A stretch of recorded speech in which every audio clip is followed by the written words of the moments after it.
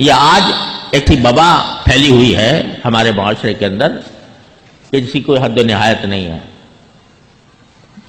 جن لوگوں نے کبھی ساری زندگی قرآن کریم کو پڑھنا نہیں سیکھا، جنہوں نے قرآن کریم کو کسی استاد سے نہیں پڑھا، ساری عمر سرکاری ملازمت کرتے رہے، ریٹائر ہونے کے بعد اچانک تفسیر قرآن لکھنے کا شوق پیدا ہو جاتا ہے کہ بھائی اب میں قرآن کی تفسیر لکھوں گا. بھائی تم نے کوئی عربی جانتے ہو کہ نہیں؟ عربی کی ضرورت نہیں ہے، اردو میں ترجمے چھپے ہوئے ہیں اور انگریزی میں چھپے ہوئے ہیں، تو اس سے ہم خود معنی نکال لیں گے اور اس سے خود کریں گے. چنانچہ اس کے بعد وہ اجتہاد کے منصب پر پہنچ جاتے ہیں. یہ جو مولوی ملا جو پڑھاتا رہا ہے، یہ تو لوگوں کو اس نے مقید کر دیا، محدود کر دیا. اور اب ہم آئے ہیں اس ماڈرن تفسیر کے ساتھ کہ جو آج کے ماڈرن انسان کی ضروریات کو سمجھے اور اس کے مطابق قرآن کی تفسیر کرے.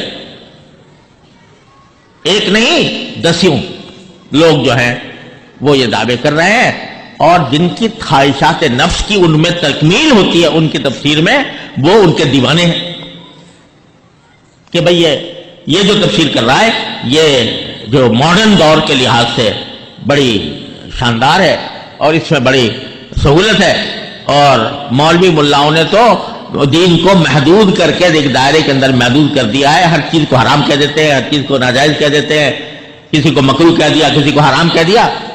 اب یہ آئے ہیں مفسر اعظم کہ جو قرآن کو آج سمجھے ہیں، 1400 سال میں نہیں سمجھا گیا، یہ نئے سمجھے ہیں اور ان کے پیچھے چلنا چاہیے. میرے بھائیوں، اس قسم کے نعرے ہر دور میں ہوئے ہیں. یہ ابھی آپ نے جو صحیح بخاری کی آخری باب پڑھا ہے نا، کتاب التوحید، اس کا ایک نام ہے کتاب الرد علی الجہمیہ. اس میں آپ نے پڑھا ہوگا معتزلہ کا رد ہے، جہمیہ کا رد ہے، کرامیہ کا رد ہے، قدریہ کا رد ہے، جبریہ کا رد ہے. جتنے یہ بڑے بڑے فرقے پیدا ہوئے تھے، ان کا طوطی بولتا تھا اپنے زمانے میں اور لوگ دیوانے تھے. یہ عقل کی بات کرتے ہیں. اور باقی جو ہیں جو سلف صالحین کے طریقے پر چلے آ رہے تھے، وہ کہتے تھے یہ مولوی ملا ہے، ان کو عقل نہیں، ان کو سمجھ نہیں، یہ قرآن کی عقلی تعبیر نہیں کرتے، عقلی معنی نہیں بیان کرتے، یہ عقل سے دور ہے. ہم لائے ہیں عقل کی باتیں.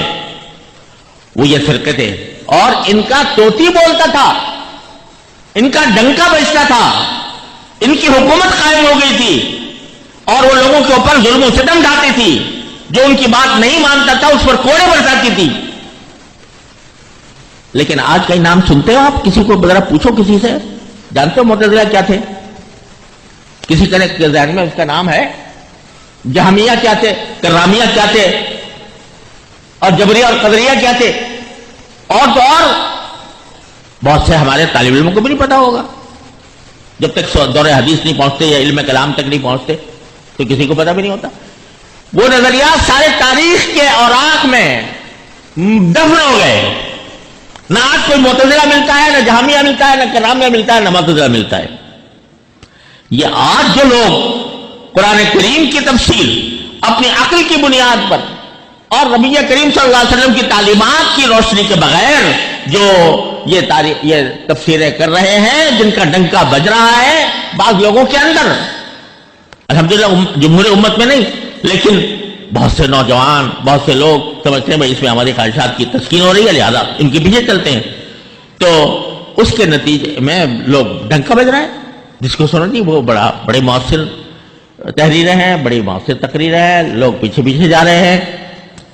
خوب سمجھ لو کہ ایسے بہت سے مفسرین آئے ہیں، ایسے بہت سے نئے متجددین آئے ہیں.